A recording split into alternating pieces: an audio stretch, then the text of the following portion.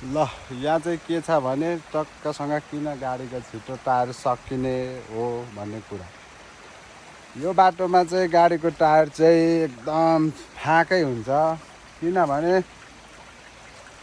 यो गाडी झिक्नु भएको लगभग 8 महिना भयो। 8 महिनामा एउटा टायर सकिएर अर्को फेरिसकेको छ यो।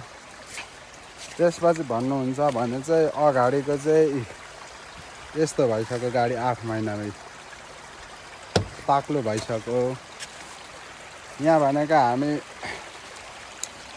बाटो यस्तो छ, बाटो यस्तो माथि अहिले सोलिङ लाउनु, यहाँ माथिदेखि सोलिङ लाएर माथि टुप्पैसम्म पुऱ्यायो, तर पनि एउटा गाडीले तान्नु सकेन। सोलिङ अब मरिमरि यस्तो खलखली हुँदै लगाइयो।